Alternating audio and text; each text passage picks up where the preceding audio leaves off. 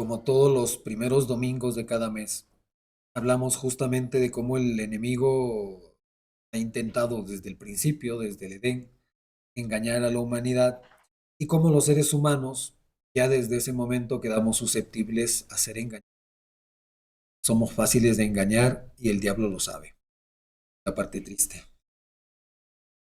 Y si no estamos alertas y si no somos capaces de distinguir sus maquinaciones y sus engaños, a veces terminamos cayendo en sus trampas, atrapando los anzuelos que nos manda siempre y después resolver problemas en los que nos metemos es más complicado. Pero justamente por eso están estos temas para darnos cuenta cómo el enemigo a veces muy sutilmente nos engaña. Y por eso siempre el título del primer domingo de cada mes, la verdad del engaño.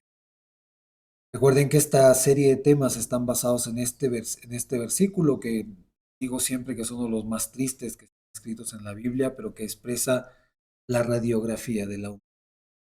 Así es el mundo, así ha sido en la época ya de apóstol Pablo, 2 años después de la resurrección del Señor Jesús. Ya el mundo ha sido así antes de que el Señor Jesús venga, ya ha sido así, según nos muestra la Biblia en toda la historia del pueblo. Y así es ahora, tal cual. Y ahora quizás más evidente que antes. Pues así. Dice Romanos 1:25, ya que cambiaron la verdad de Dios por la mentira, honrando y dando culto a las criaturas antes que cuales bendito siglo. Estábamos estas últimas semanas leyendo algunas de las cosas que Dios le mostraba, por ejemplo, al profeta Ezequiel, cómo las personas, es más, los sacerdotes que estaban allí supuestamente cumpliendo su función sacerdotal, función de ser intermediarios entre Dios y el pueblo. Hacían todas esas cosas, pero sus corazones estaban en otras, creyendo más en ídolos, creyendo más otras cosas. Y la gente que llegaba ahí también, supuestamente llegaban a cumplir religiosamente con lo que tenían que hacer sus corazones. Y Dios le muestra a Ezequiel esas cosas. Y ese es el mundo. Cambiaron la verdad de Dios por la mentira. Se dicen creyentes, se pintan de religiosos, se pintan de buenas gentes, pero están lejos. Y sucede mucho más con personas religiosas. Las personas religiosas están acostumbradas a cumplir externamente lo que les obligan a cumplir, entonces se acostumbran tanto que su corazón y lo interno allí escondidos. Solo Dios sabe lo que. Entonces yo mencionaba en alguna de las reuniones de estudio bíblico que es esa forma de vivir de sí, yo creo, pero también, ¿no? O sea, sí, yo creo que Dios cuida de mí, pero también llevo mi patita de conejo, suerte. O sí, yo creo que Dios me ayuda y me protege, pero por si acasito miro el horóscopo para ver cómo me va a ir, ¿no?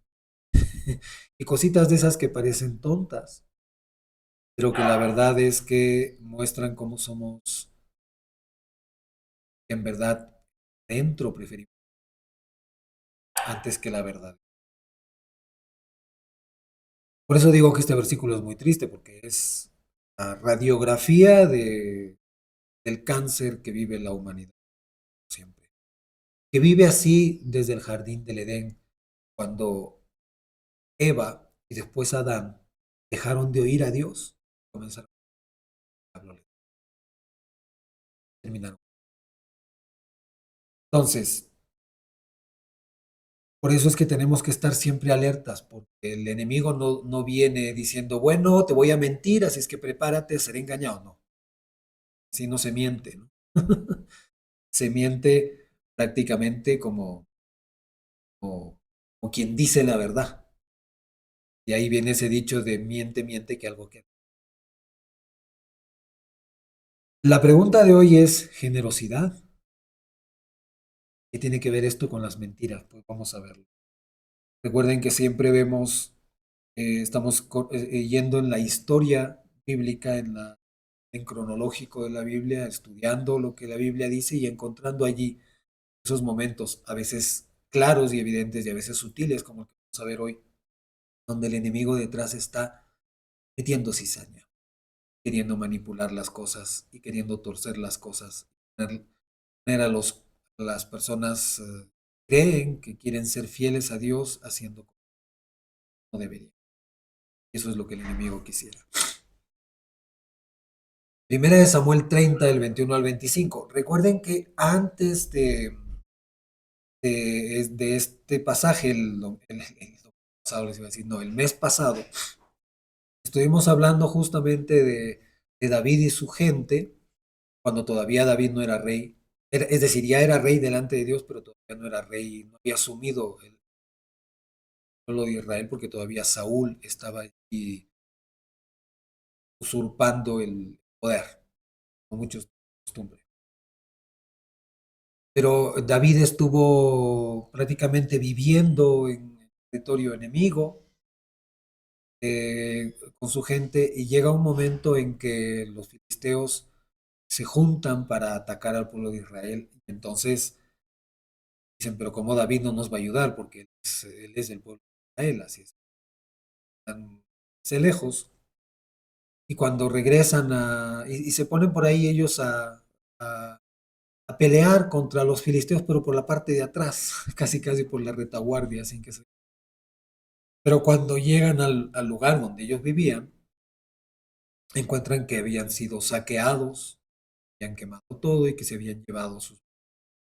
Entonces, todos estos hombres lloran y aman a Dios y ya hemos comentado eso. Pero después de que sucede eso, después de que de que David busca a Dios y busca su dirección y su consuelo,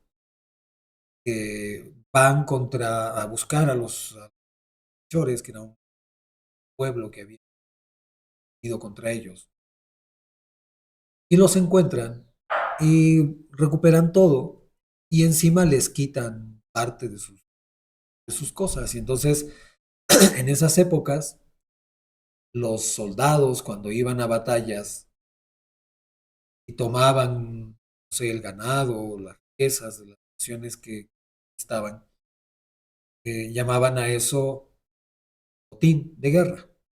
Y el botín de guerra normalmente se repartía entre todos soldados que habían participado de alguna u otra manera.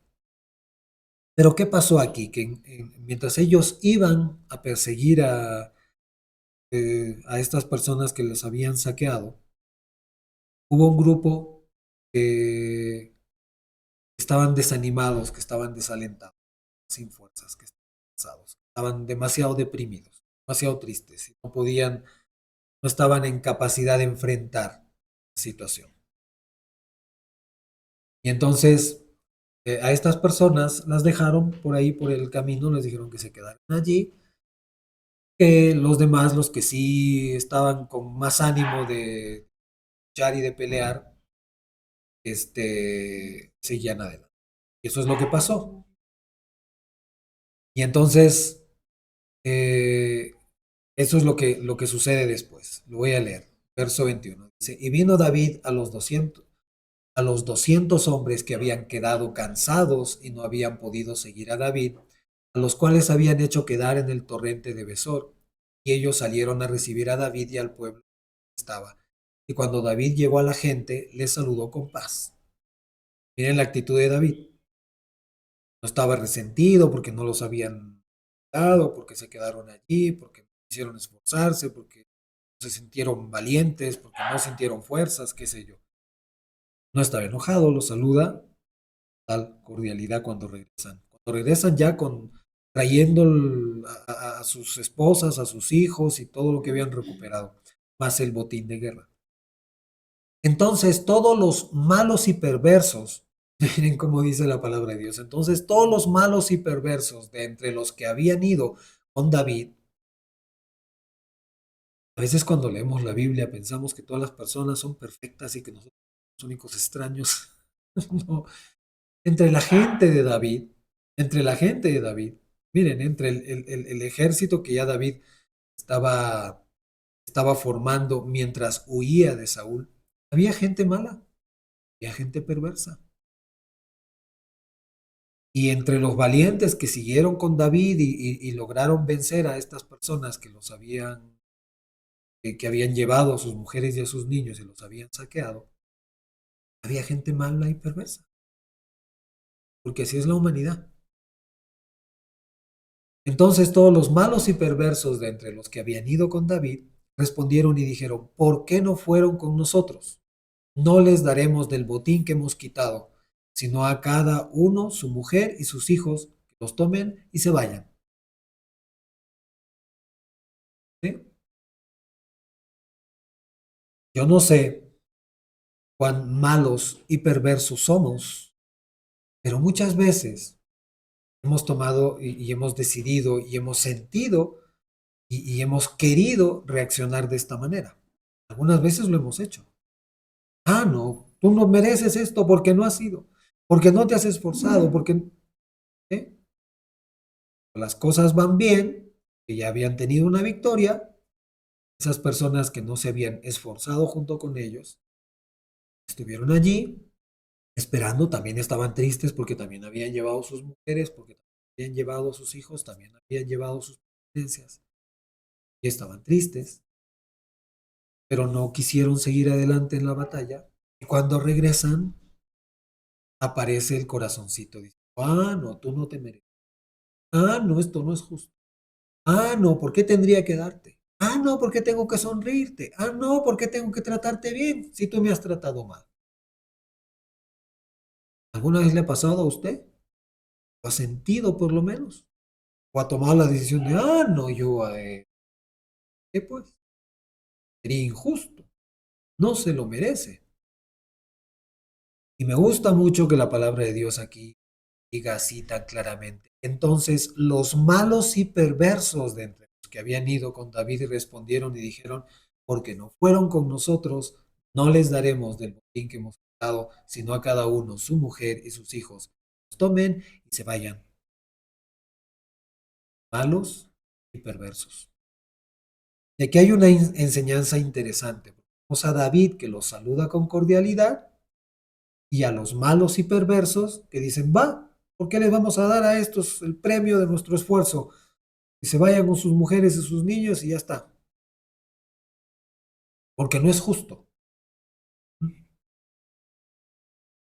Y dijo David, no hagáis eso, hermanos míos. ¿Cómo les dice David? No hagan eso, perversos y malvados, no. No hagáis eso, hermanos míos. De lo que nos ha dado Jehová, quien nos ha guardado y ha entregado en nuestras manos a los merodeadores que vinieron contra nosotros. ¿Y quién nos, perdón, y quién os escuchará en este caso? Porque conforme a la parte del que desciende a la batalla, así ha de ser la parte del que queda con el bagaje. Les tocará parte igual. Miren lo que hace David.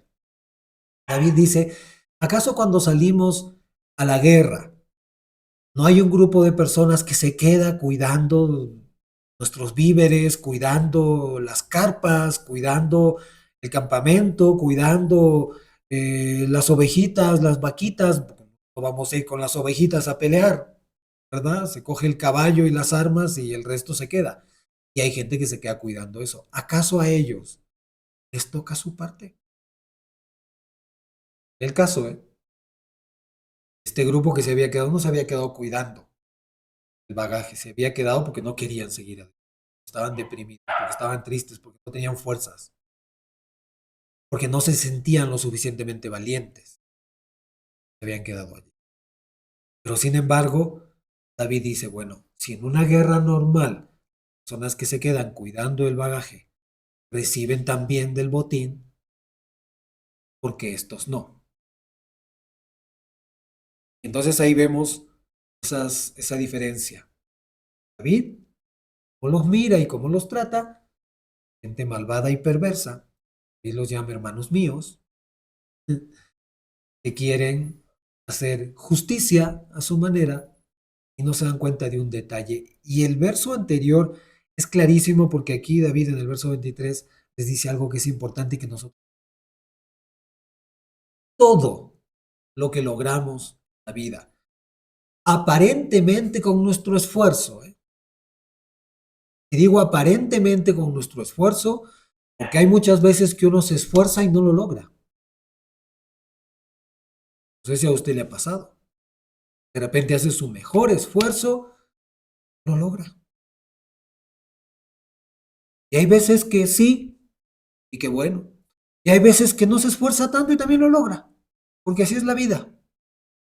Y entonces lo que tenemos que entender es que si algo logramos en la vida, no es por nosotros. David lo dice aquí claramente, no hagáis eso, hermanos míos, de lo que nos ha dado ¿quién?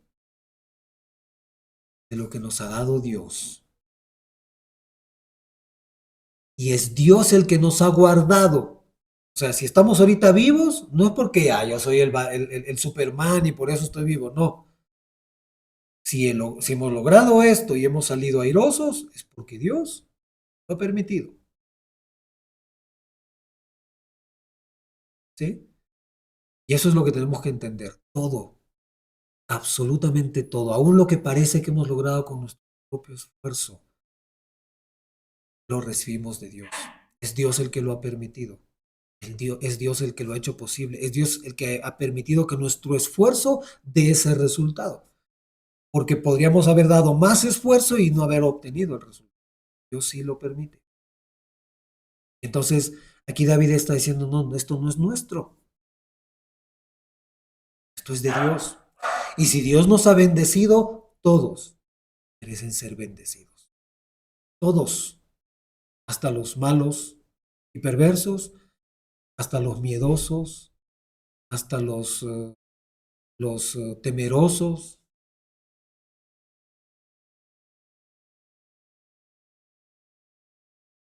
Es Dios el que nos bendice para ser nosotros de bendición. Eso tenemos que entenderlo. Todo lo que recibo. Si es que mi sueldo a fin de mes es de mi esfuerzo y de la bendición de Dios. Porque de repente Dios mueve así y se acabó el trabajo. Y después, por más que te esfuerces.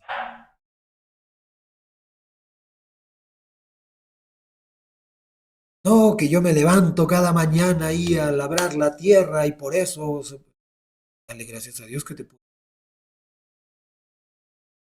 Si un día te rompes la pierna, ¿quién se levanta?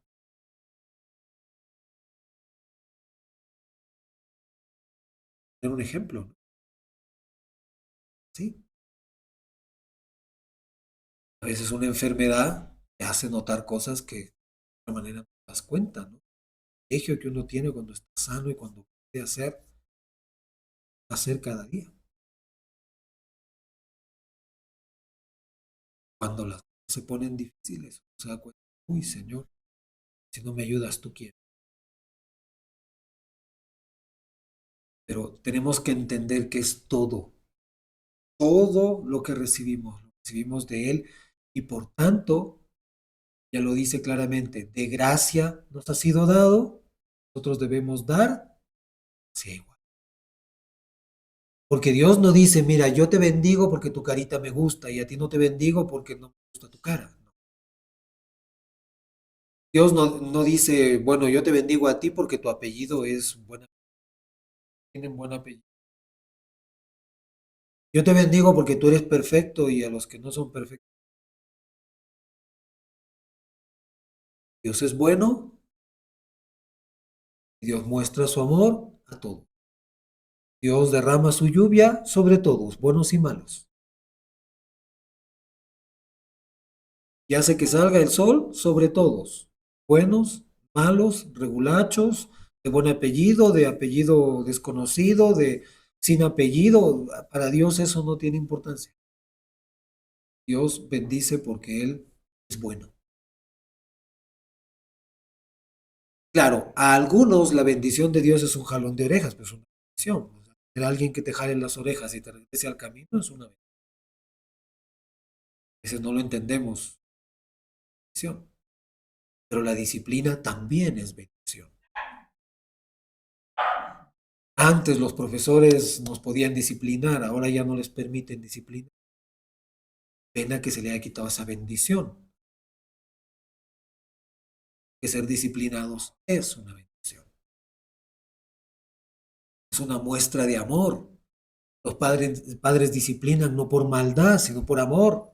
No quiero que termines destruido, así es que por ahí no vayas. Esto no está bien. Cuídate aquí, cuídate aquí. Disciplina es una muestra de amor y es una muestra de bendición. Y Dios también disciplina porque nos ama.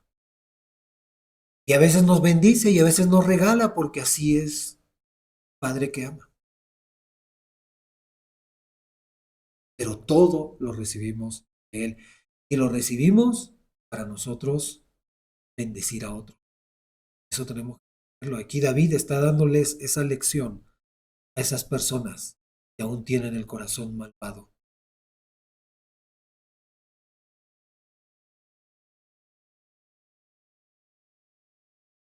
¿Qué pasa después? ¿Y quién nos escuchará en esto? O sea, les está diciendo, a ver, ¿Dios les va a bendecir con esto?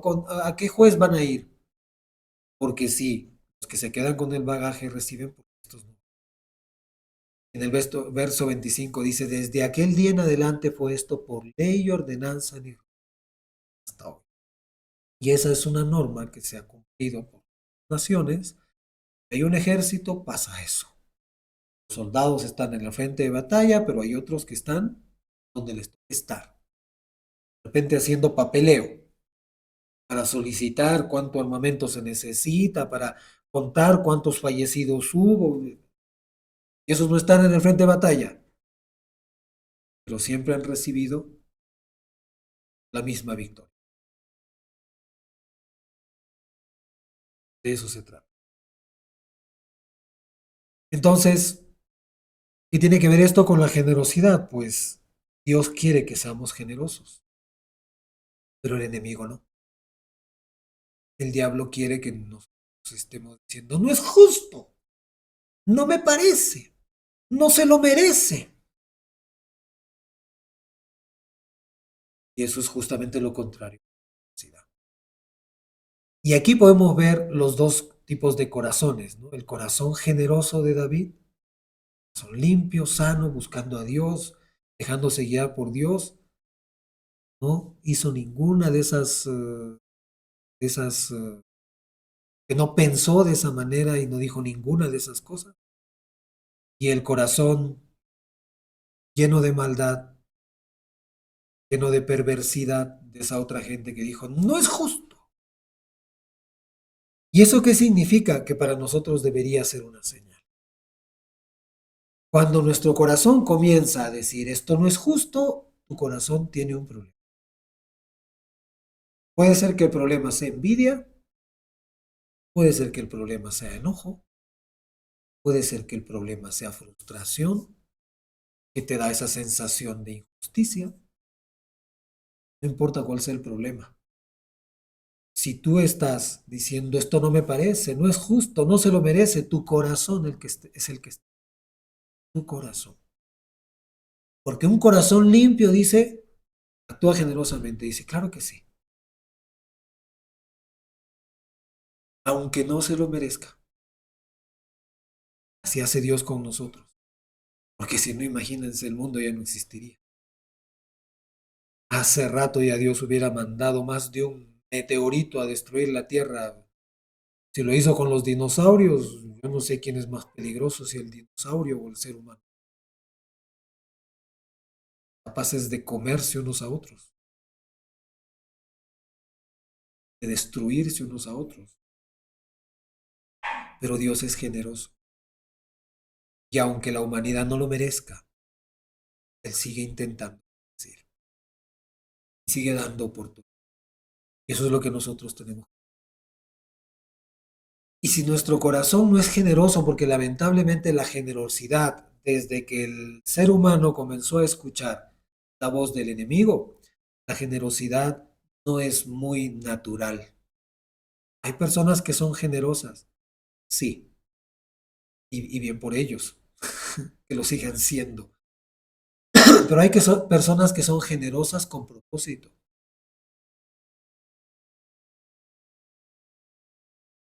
Ay, yo voy a llevarle un vinito al primo no sé cuánto, porque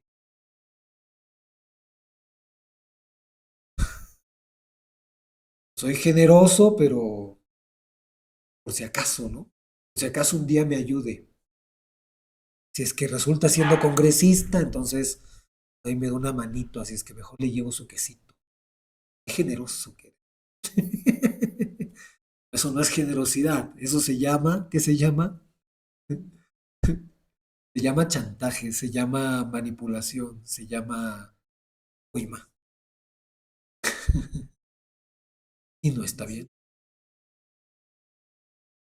Entonces, la generosidad brota independientemente de, sea la persona o no sea, sea que lo merezca o no lo merezca, sea que sea el de apellido o el que no tiene apellido, sea, no importa.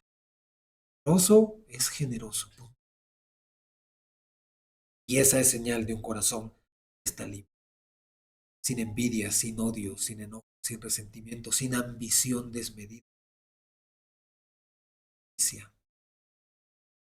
Los otros tipos de generosidades están emparentados más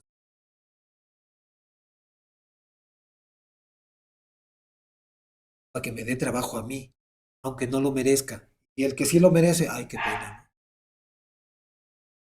Justo, ahí está. Sí, ¿cuántos trabajos se han dado de esa manera? No porque alguien lo merezca, hubo un queso de intermedio. Decir poco. Segunda de Corintios 9 del 6 al 8 nos da una enseñanza preciosísima sobre esto, de cómo Dios actúa frente a la generosidad. Y aquí Pablo lo está expresando casi casi como una parábola. Es decir, nos está hablando de algo que es fácil de entender. Todos saben lo que es sembrar. Y claro, una cosa es sembrar 1 metro cuadrado, otra cosa es sembrar, no sé,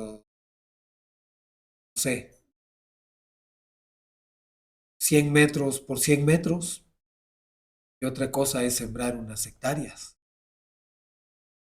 ¿Y quién va a obtener más resultado de la siembra? ¿El que siembra en su maceta o el que siembra en sus hectáreas? Creo que es evidente la respuesta, hay una gran diferencia. Miren lo que dice Pablo en 2 Corintios 8. Pero esto digo, el que siembra escasamente, también segará escasamente. Y el que siembra generosamente, generosamente también segará. Y esto que lo podemos expresar solamente en cuestiones agrícolas, aquí Pablo lo está enseñando en todo, todas las áreas. Porque Dios usa el mismo principio, el principio de la siembra y la cosecha, es el principio que Dios ha usado para todo. Por eso es que los científicos se cruzan a veces cuando eh, intentan mostrar de que Dios no existe y no se dan cuenta que las cosas han sucedido como han sucedido porque Dios usa el mismo proceso. Si el universo entero ha sido creado por Dios y ha demorado mucho en crearse, es porque Dios usa el proceso de la siembra. Si usted quiere sembrar naranjas, ¿cuánto tiempo tiene que esperar hasta comer naranja? ¿Es rapidito nomás? Sí. Y si quiere madera y quiere sembrar un bosque para un día obtener madera, haga el trabajo, esfuércese mucho, compre los plantoncitos, haga los huequitos, ponga la madera, ponga los plantoncitos en los huequitos, comience a regar, esperar, a regar, a regar y a esperar. 1 año, 2 años, 5 años, 10 años, 15 años, 20 años. Y tal vez después de los 20 pueda obtener. Se ha hecho así y hace así siempre. Entonces, claro, la Biblia habla de 7 días creó Dios todo, sí, claro. 7 días de Él, no 7 días nuestros. 7 días de... Pero para poder crear la tierra, creó primero el universo, con todo lo que significa sus normas, sus leyes, la forma que se mueve, la forma que se van produciendo las estrellas, para que por ahí, en algún momento de esa siembra, se produzca una estrella. Él dijo, "Aquí está la que va a ser para". Y después, mismas normas y las mismas leyes que le había planteado, de este cúmulo de polvo que está aquí, va a salir. Y creó. Y después de ese polvo, creó al hombre. Y tampoco fue así. Dios trabaja con la misma fórmula. Siembra, cosecha. Pero la cosecha no es un proceso, requiere. Entonces, este principio se aplica absolutamente. Si quiere tener una casa, pues comience a sembrar. Vente ahorros primero. Que significa chamba primero, porque chamba no hay tiempo. Que una casa no cuesta como un helado que puede comer cualquier día, ¿no? Tiempo y esfuerzo. Y después de que tenga los ahorros ya, va a ser a través de un préstamo, pues ver eso también. A la hora que sale el préstamo, ya tiene casa, no. Si ya tiene terreno, gente puede comenzar a construir, porque si no, primero tendría que pensar en el terreno. Y es un proceso. ¿Cuándo se termina? A los 3 meses. Uy. Y quien ha construido una casa sabe y seguir invirtiendo. Es así en una empresa. Mucha gente piensa que hoy pongo mi empresa y mañana disfruto las ganancias. Así no. Todo es siembra y cosecha. Y la siembra es un proceso, ahora, hasta siembra, crecimiento, cosecha. Sí. Siembra, proceso, cosecha. Y se hace para todo. Y aquí Dios está hablando de generosidad. Si usted no está sembrando generosamente, es decir, si no estamos obligándole a nuestro corazón a ser generosos, sino que somos de los que no lo merece, no me parece, es injusto, entonces escasamente segará. No hay otra, porque no está sembrando. El día que usted sea generoso con lo, porque Dios ha sido generoso con usted, darle perdón, al darle oportunidad, al morir por usted en la cruz, por cada uno de nosotros, Dios ha sido muy generoso. Darle a su hijo primogénito, a su único, para venir a entregar su vida. Ha sido generoso, pero es un proceso. Entonces, si empezamos a ser generosos, poco a poco vamos a cosechar generosamente. El verso 7, miren lo que dice Pablo. Cada uno de como propuso en su corazón, no con tristeza ni por necesidad, porque Dios ama al dador alegre. No con tristeza, porque usted no puede ser generoso diciendo, ay, ya, porque eso no es buena siembra. No va a producir nada. Porque la generosidad tiene que ser honesta, porque si no, no es generosidad. Ni por necesidad, dice ahí, ahí están incluidos todos los del quesito, vinito y no es porque un día voy a obtener, no, no. Esa no es la. Sí, pero tú has dicho que si se siembra, un día se cosecha, sí, pero no es la razón. Eso no es generosidad, eso es ambición.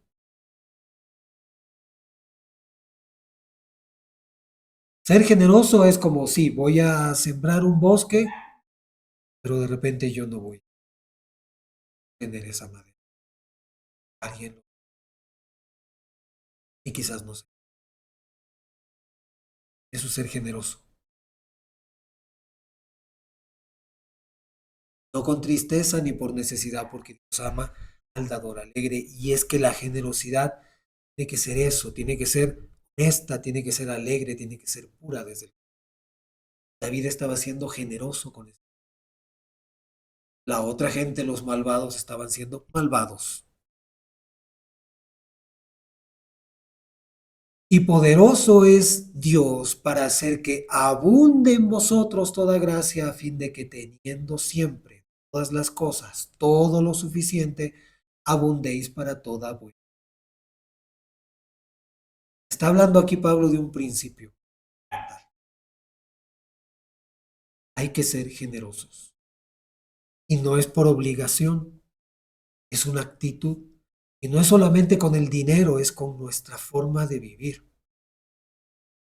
Porque usted puede sembrar recursos materiales si los tiene, pero también puede sembrar recursos eh, espirituales. ¿Cómo así? Bueno, usted puede sembrar sonrisas. No estoy hablando de sembrar carcajadas porque no estoy diciendo Dios sea usted un payaso. Si una sonrisa oportuna, una palabra de aliento oportuna es una buena siembra. Y si va con generosidad, va con generosidad porque es a quien no lo merece. Porque si usted le sonríe al que lo merece, eso es como darle premio al que ganó el premio. Pues, premio, pues le ganó el premio. ¿Qué? Al que no lo merece, no ganó el premio. Eso es generosidad. No lo merece. Una palabra de aliento que no lo merece. No, si yo ni me le acerco. Siembra, si comienzas. De aliento honesta, sincera, desde lo profundo del corazón. La bendición. Dios te bendiga. Dale, ponle ganas. Un esfuérzate y sé valiente. Que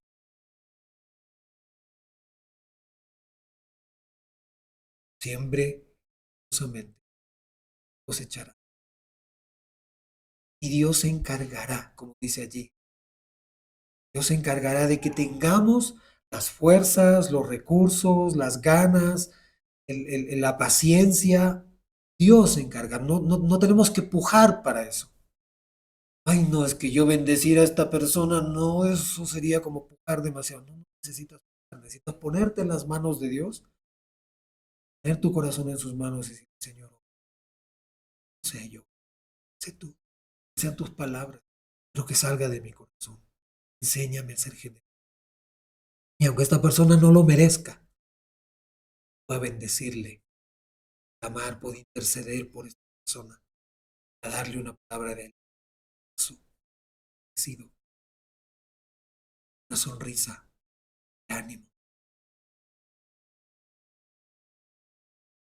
una palabra que calme, anime, siente. Podemos, sí podemos, y Dios se encarga de que sea posible, porque Él quiere que abundemos en toda buena.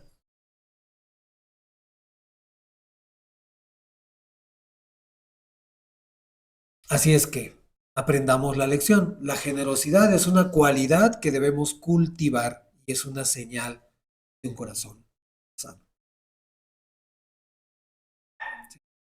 Y también es una señal, cuando no hay generosidad, es una señal de que nuestro corazón anda.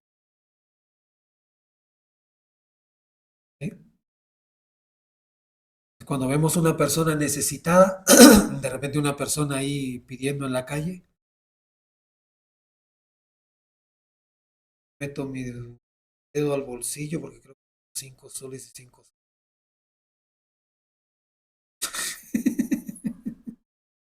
Si tuviera por aquí una de esas moneditas que ya ni me sirven, entonces eso significa que tu corazón no anda bien.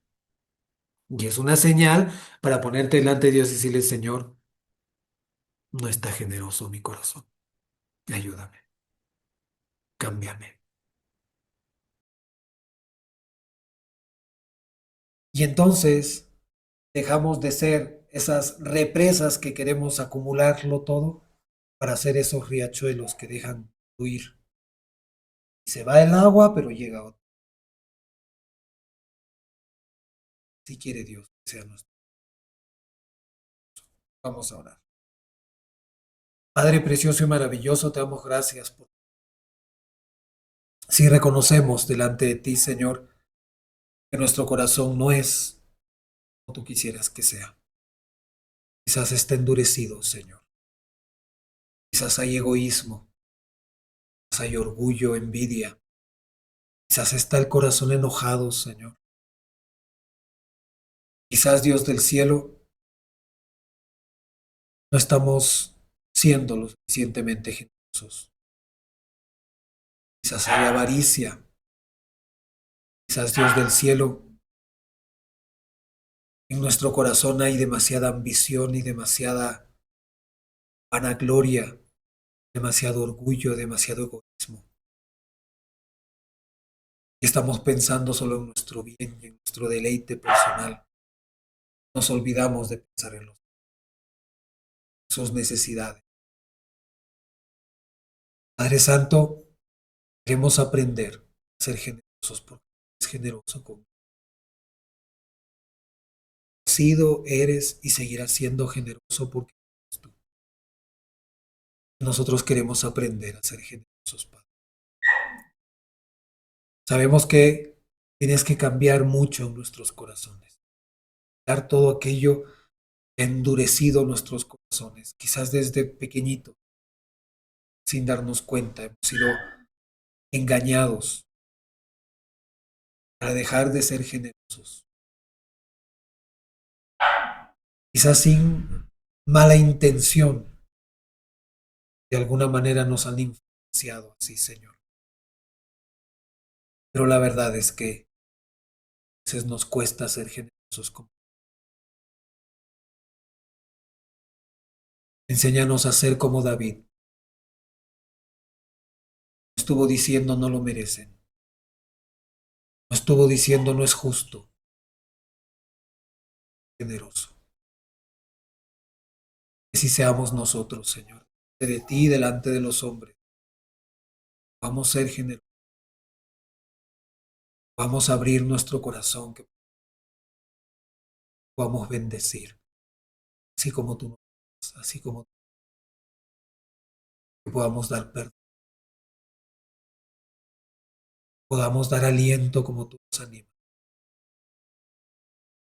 podamos sonreír y alentar y animar y abrazar. Tú lo haces con nosotros. Y de todo lo que tú nos das, de todo lo que logramos en la vida y recibimos en este mundo, es gracias a ti. Ser lo suficientemente. Precioso Dios, reconociendo que eres tú el que se encarga, no haciéndole caso al egoísmo que nos dice no, no gastes. Ciertamente tú quieres que seamos también responsables, porque tampoco se trata de parecer héroes, entregan todo y después no haya sustento ni siquiera para tampoco eso, Señor, se trata de ser estos responsables, nuestro corazón esté dispuesto. De repente es más honesto decirte, Señor, quiero dar, es mi sustento. Quizás eso es más honesto. Ayúdame a fingir que lo damos o a intentar darlo como hicieron alguna vez. Pasaje, quisieron dar todo cuando estaban haciendo. No se trata de ser honestos, pero que nuestro corazón aprenda a ser generoso. Que si no sembramos generosamente,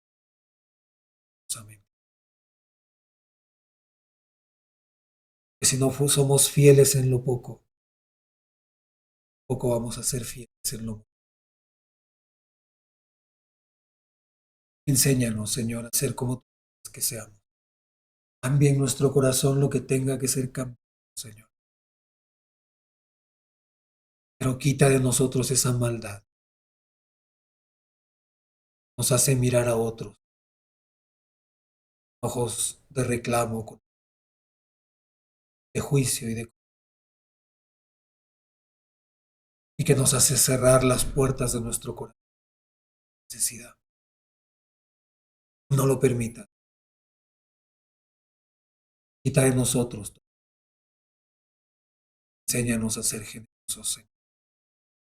Esa generosidad sea honesta y sea con gozo desde el corazón, reconociendo que eres tú. Y eres tú el que nos sustenta todas las áreas. Que si tú nos bendices por gracia, nosotros decir por gracia, Señor. Ese es el llamado. Gracias, Padre. Pido bendición a cada hogar representado. Este año sea lleno de retos, lleno de victorias, lleno de encuentros contigo. Sea un año en que permanezcamos a ti, buscando y haciendo tu voluntad y siendo transformados en tus manos desde lo profundo de nuestros corazones. Que podamos ser los hijos que tú quieres que seamos, Señor, y que este mundo necesita que seamos. Damos gracias, Padre, y quedamos en tus manos. Amén.